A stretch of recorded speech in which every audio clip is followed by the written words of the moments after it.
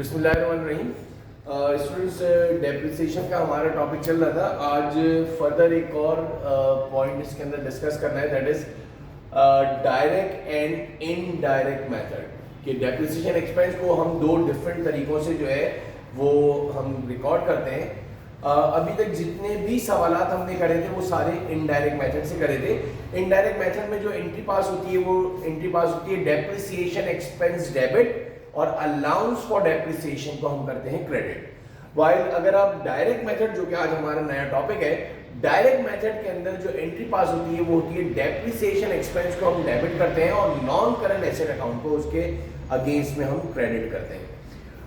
एक सवाल आपके सामने ये स्टार्ट करा है जिसके अंदर मैंने ये वैल्यूज पहले से आपके लिए जो है लिख के रखी है ताकि जरा सा आपको छोटे टाइम के अंदर जरा अच्छी तरह समझ में आ जाए। और इसके अंदर जरा सा आप सवाल में देखेंगे और मैं इंशाल्लाह इस वीडियो के अंदर इसको अटैच करने की कोशिश भी करूंगा इस सवाल को। नॉन करंट एसेट अकाउंट के कॉस्ट का जो बैलेंस है वो 1 जनवरी 2018 को 12 लाख का है। उसके रिलेटेड अलाउंस फॉर डेप्रिसिएशन आपके पास जो है वो 5,60,000 है।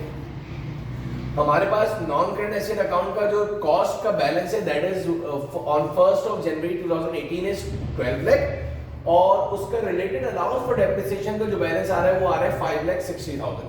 अब देखो ये जनरल लेजर में जो दो पैरेलल जो अकाउंट्स बनते हैं इन इनडायरेक्ट मेथड जो हम पहले भी कर चुके हैं, उसमें एक नॉन करंट एसेट अकाउंट का एक कॉस्ट का अकाउंट बनता है और एक बनता है अलाउंस फॉर डेप्रिसिएशन का अकाउंट। तो कॉस्ट को हमने ओपनिंग बैलेंस को डेबिट साइड पे डाल दिया और आपको पता है कि अलाउंसेस का जो बैलेंस होता है वो हमारे पास क्रेडिट साइड पर है। लेकिन क्या करिएगा स्टूडेंट्स कि जब भी इसको पैरेलल चलना है और आपको एक और अकाउंट बनाना है that is non current asset account at net book value. इस सवाल के अंदर आप रिक्वायरमेंट में देखोगे तो इस तरह से डिस्कस कर दूं आपको। You have to prepare the non current asset account at cost, allowance for depreciation उसके साथ रिलेटेड उसका अलाउंस फॉर डेप्रिसिएशन अकाउंट और एक आपको बनाना है non current asset account at net book value. तो ये इसके साथ जो है कंपेयर करके जो है रिकंसाइल्ड होता है। लास्ट में आप देखिएगा इंशाल्लाह आपको समझ में आएगा। और इसके साथ साथ एक आपको डिस्पोजल अकाउंट भी बनाना है। तो opening balance non current asset account का कॉस्ट का दिया हुआ है 12 लाख और उसका रिलेटेड अलाउंस फॉर डेप्रिसिएशन का बैलेंस दिया हुआ है 5,60,000। अगर आप 12 लाख में से 5,60,000 माइनस करें, as we know that cost minus accumulated depreciation give you net book value. तो आपके पास नॉन करंट एसेट अकाउंट का नेट बुक वैल्यू का ओपनिंग बैलेंस आ गया 6,40,000। इस तरीके से ये आपका पैरेलल चलता रहता है। जनरल लेजर के अंदर आपके पास दो अकाउंट बनते हैं, non current asset account at cost और उसका related allowance for depreciation account. On the other hand non current asset register के अकाउंट के अंदर, नॉन करंट एसेट रजिस्टर के अंदर एक ही सिर्फ टी अकाउंट बनता है और उसका नाम है non current asset account at net book value. अब ये 6,40,000 रुपए आपको समझ में आ गया कि 12 लाख में से 5,60,000 माइनस करें तो आपके 6,40,000 का ओपनिंग बैलेंस है। आगे आप सवाल में देखोगे तो ड्यूरिंग द ईयर आपके पास एक नॉन करंट एसेट आपने जो है न्यू एडिशन हुआ है, परचेज करा है 2 लाख का। इस सवाल को थोड़ा सा मैंने फ्लेक्सिबल बनाया, इसके अंदर मैंने डेट्स वगैरह को नहीं डाला है ताकि आपको जरा समझ में आ जाए।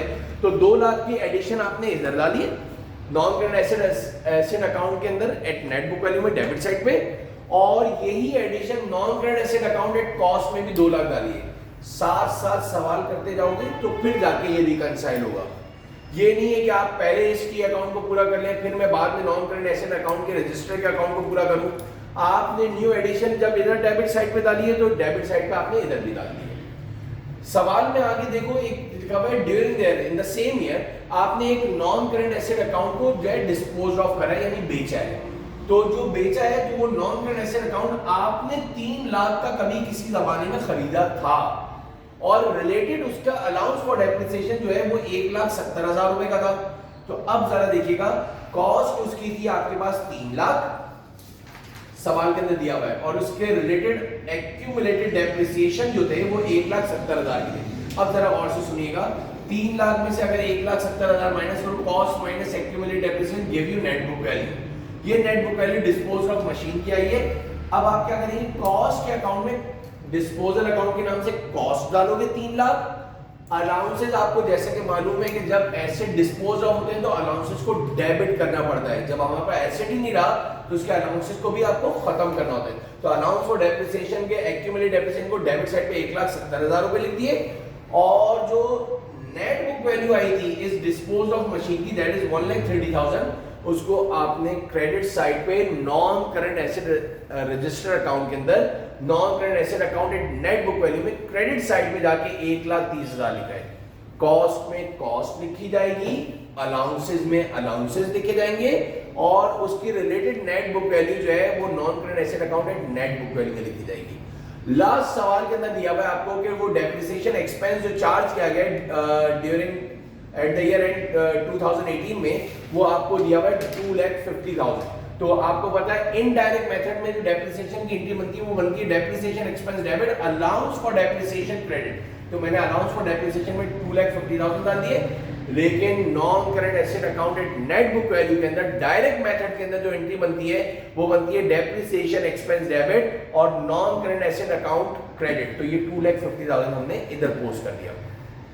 एट लास्ट अगर आप देखो तो नॉन करंट एसेट अकाउंट की कॉस्ट के अकाउंट को अगर हम बैलेंस करें, 12 में 2 जमा करें, 14 लाख में से 3 लाख डिस्पोजल के माइनस करें तो आपका 11 लाख का बैलेंस आ गया non current asset account at cost.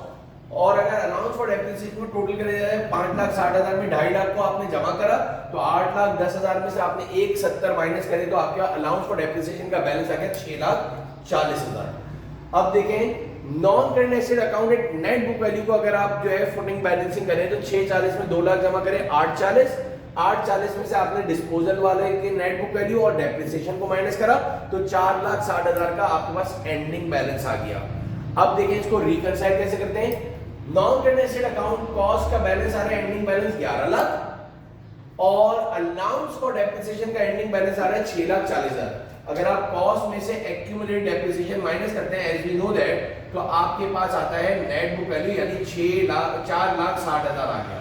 ये जो मैंने 4,60,000 जो ये स्टार बनाया है ये 4,60,000 आपका non current asset account at net book value के एंडिंग बैलेंस के बराबर आना चाहिए। तो इसका मतलब है कि हमने सारी पोस्टिंग सारे इंडिविजुअल अकाउंट में बिल्कुल परफेक्ट करी है।